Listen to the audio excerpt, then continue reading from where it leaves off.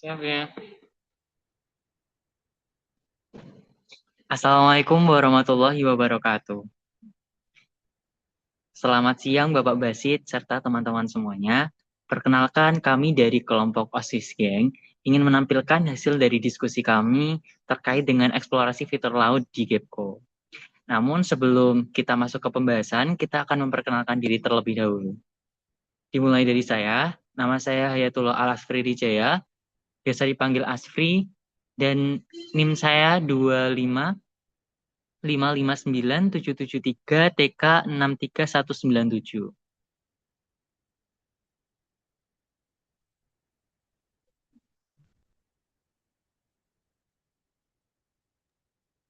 Oke, selanjutnya perkenalan diri, nama saya Restu Aji Putra Pratama.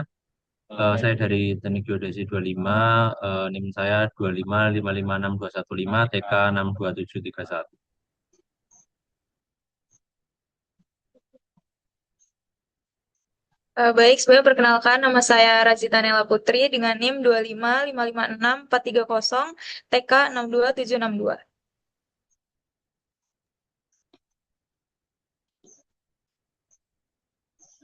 Perkenalkan, saya Salvi Rania, dari Teknik Geodesi Angkatan 2025 dengan NIM 2555669 TK 62715. Yang terakhir, perkenalkan nama saya Felicia Rahman dari Teknik Geodesi 25 dengan NIM 25559 312 TK 63124.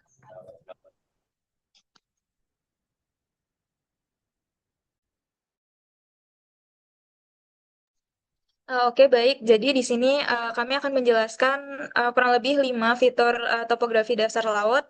Yang pertama itu ada trends, yang kedua ada seamount, yang ketiga ada ocean basin, yang keempat ada ridge, dan juga yang terakhir ada continental shelf.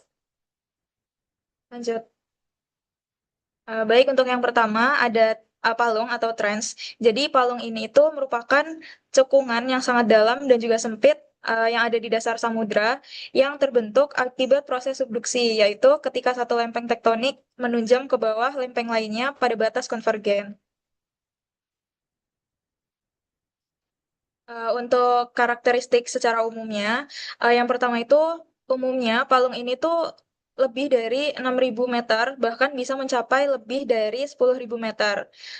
Kemudian yang kedua, dinding palung menurun tajam dibandingkan dengan samudra di sekitarnya.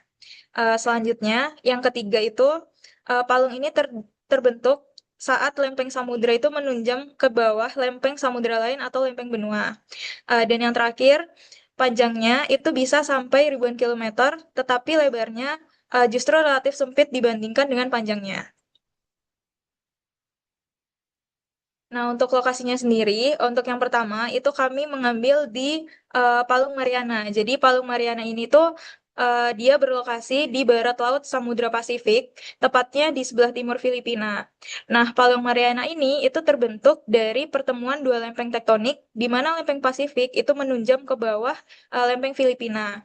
Nah, dalam grafik ini bisa kita lihat em,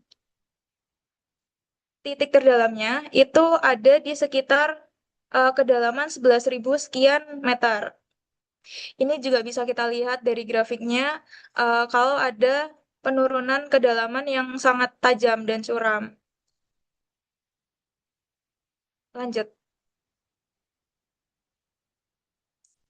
Yang kedua, ini kami ambil di Palung Scotia. Jadi Palung Scotia ini itu dia lokasinya ada di perbatasan timur Laut Scotia. Dia membentang dari utara ke selatan dan dia termasuk palung terdalam di Samudra Selatan.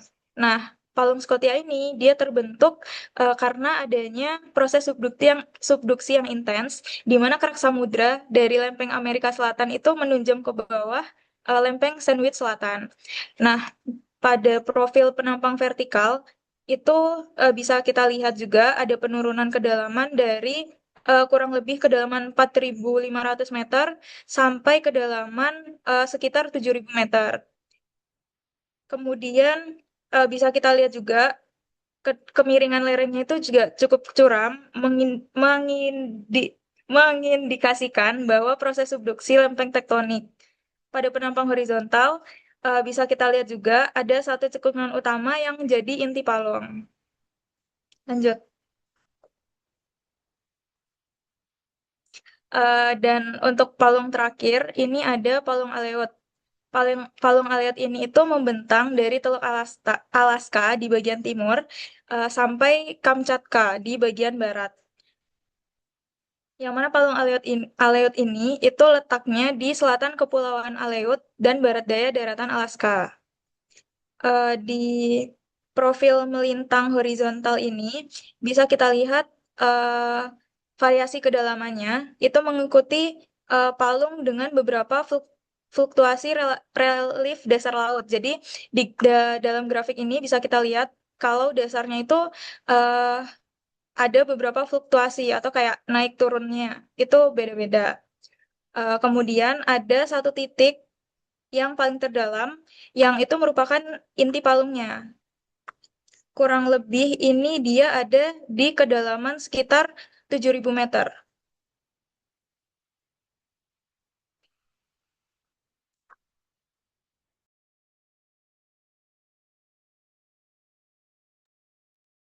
Oke, selanjutnya izin saya untuk menjelaskan terkait gunung laut atau Simon. Jadi Simon itu gunung bawah laut yang menjulang itu dari dasar samudra, tapi itu puncaknya itu nggak sampai ke permukaan air laut gitu. Jadi Simon ini itu terbentuk akibat aktivitas vulkanik di bawah laut, seperti contohnya itu yang paling terkenal itu Hawaii Hotspot ya. Terus aktivitas pada bungkusan tengah samudra atau aktivitas pada bungkusan tengah samudra gitu. Next.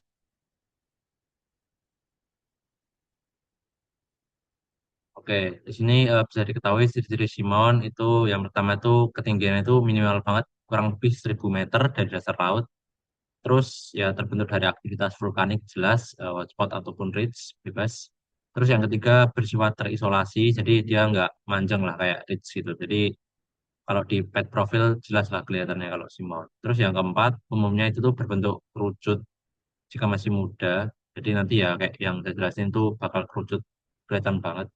Terus dimulainya itu dari dasar laut yang relatif datar, kemudian naik menjulang kayak segitiga gitu.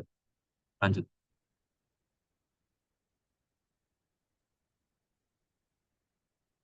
Oke, yang pertama profil penampangnya di Simon Laut Banda ya. Jadi pada profil ini tuh terlihat ya adanya tonjolan signifikan itu eh, bentuk kerucut ini kelihatan. Itu adanya tonjolan signifikan dari dasar laut itu yang naik dari kedalaman sekitar kurang lebih 5.000 meter hingga dekat ya di atasnya 2.000 meter lah di bawah permukaan laut. Terus bentuknya itu relatif simetris yang merupakan ciri khasnya Simon. Berbeda dengan Palong ya yang bentuknya itu cekungan dalam, itu Simon itu tuh merupakan elevasi akibat aktivitas vulkanik di bawah laut gitu. Terus puncaknya itu nggak sampai permukaan laut sehingga nggak bentuk pulau. Oke, lanjut. Terus selanjutnya ini ada Krylov Simon ya. Nah, untuk insight petanya bisa dilihat sebagai berikut. Nah, Krylov Simon ini tuh juga sama ya bentuknya ya. Platformnya itu juga bentuk kerucut. Malah ini kerucutnya bagus banget nih. Kelihatan banget nih. Nah, Krylov Simon ini itu tuh gunung berapi di bawah eh, laut ya. Itu terletak di Samudra Atlantik. Sebelah baratnya Pulau eh, Cape Verde. Nah, grafiknya itu menunjukkan dasar laut itu relatif dasar ya. Relatif datar ya ini. Di sekitar minus 5.000 meter. Terus dia naik tajam nih.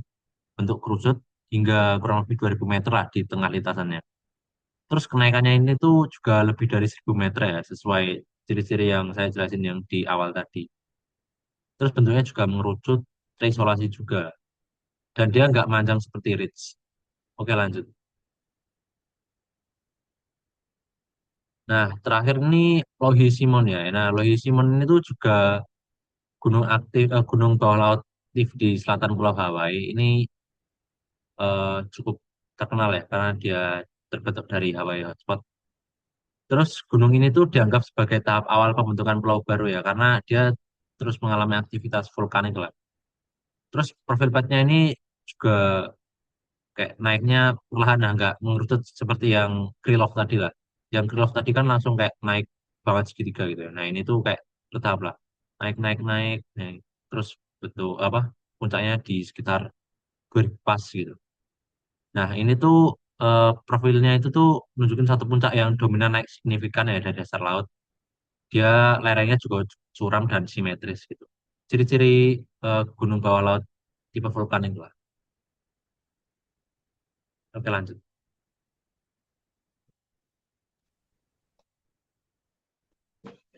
Oke, yang ketiga itu ada cekungan samudera atau biasanya disebut dengan ocean basin.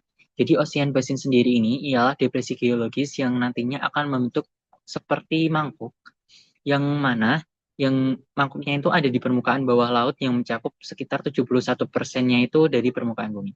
Wilayah ini itu merupakan dasar laut dalam yang menampung air laut terbentuk melalui aktivitas tektonik lempeng atau seperti penyebaran dasar laut dan subduksi. Serta ocean basin ini tuh memiliki topografi yang kompleks.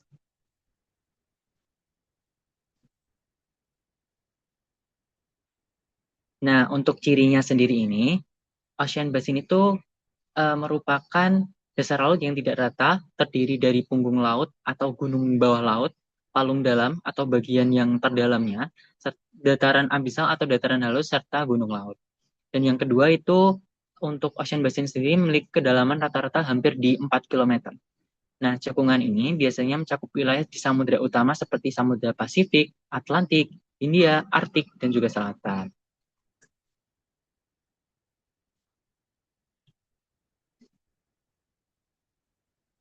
Untuk contoh grafik yang pertama, itu ada ocean basin di Laut Bering. Nah, untuk inset petanya bisa dilihat, dan untuk grafiknya itu juga bisa kita analisis bahwa di ocean basin di Laut Bering tersebut itu kedalamannya rata-rata hampir di 4.000 meter atau di 4 km. Seperti atau selaras dengan ciri yang sudah saya sebutkan tadi. Next.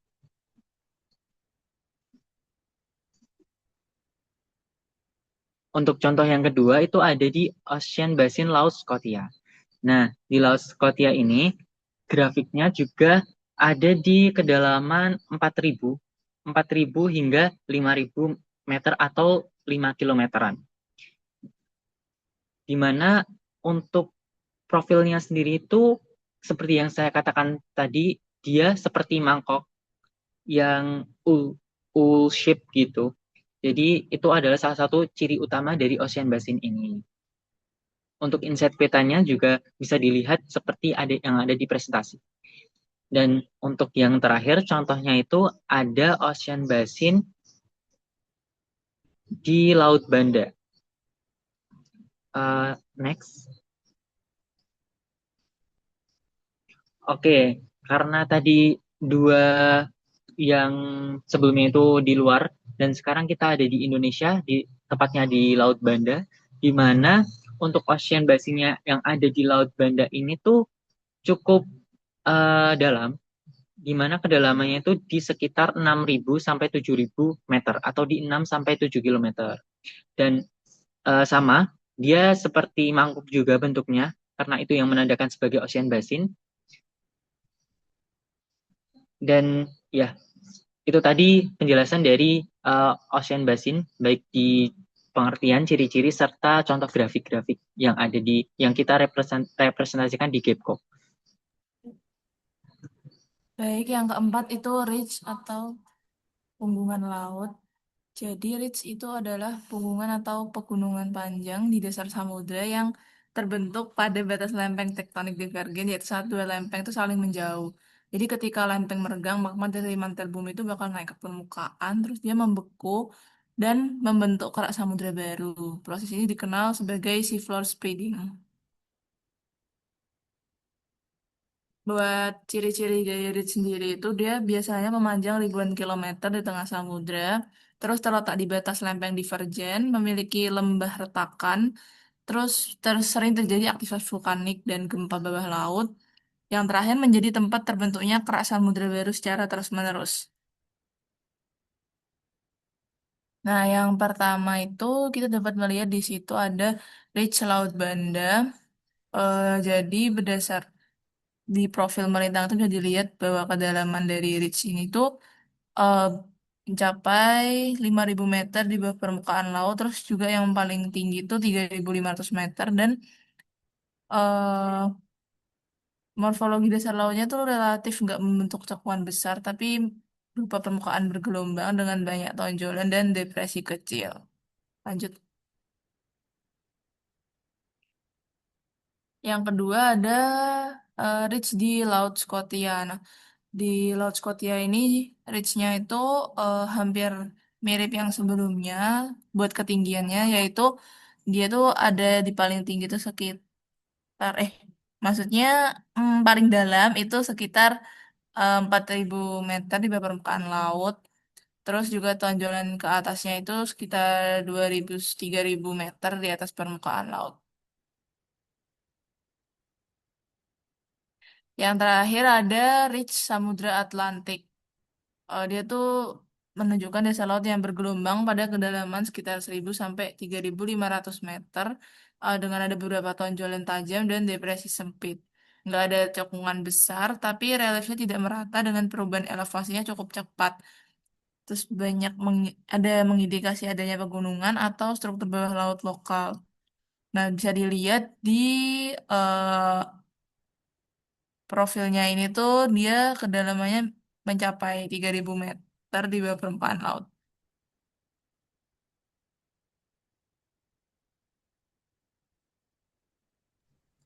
Yang selanjutnya ada continental shelf. Continental shelf ini adalah bagian tepi benua yang terendam air laut dan memanjang dari garis pantai hingga ke batas perubahan kemiringan yang tajam. Sebelum masuk ke continental shelf, jadi continental shelf ini sebelum masuk ke continental shelf. Jadi kayak dia punya kesimpulan bahwa dia adalah perpanjangan daratan. Ini kayak pantai gitu yang berada di bawah laut. Nah, terus ada lagi continental rise. Itu adalah zona di kaki continental shelf yang berbentuk dari akumulasi sedimen yang jatuh dari lereng benua ke dasar laut dalam.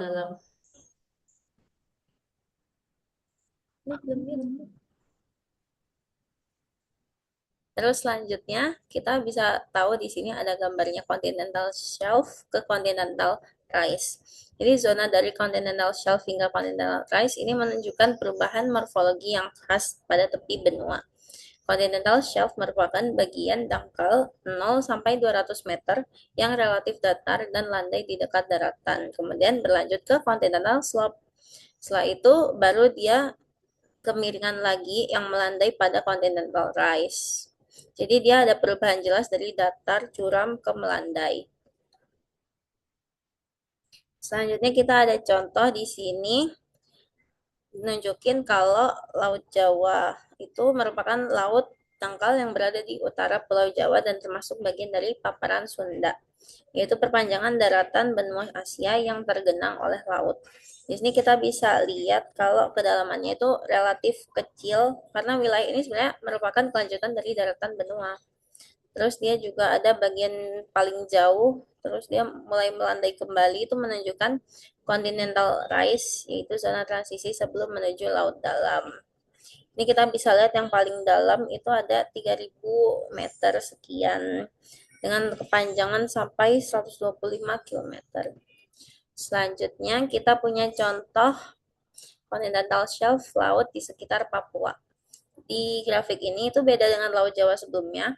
Morfologi dasar laut di wilayah ini menunjukkan perubahan kedalaman yang lebih ekstrim. Soalnya dia di bagian awal masih menunjukkan continental shelf yang relatif datar di kedalaman sekitar 0 meter.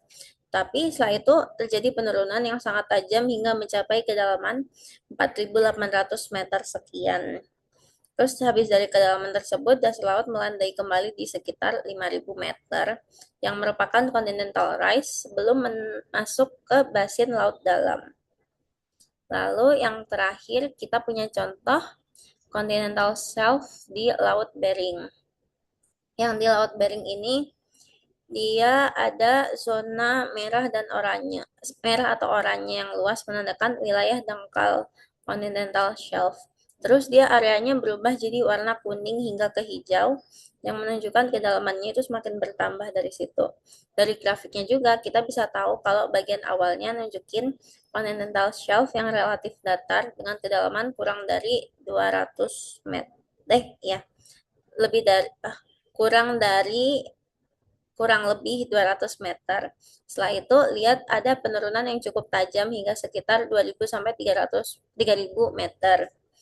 Penurunan ini tuh nunjukin kalau adanya continental slope, yaitu batas antara paparan benua dan laut dalam. Perubahan kemiringan yang kontras ini memperlihatkan transisi yang jelas antara shelf dan slope di Laut Bering.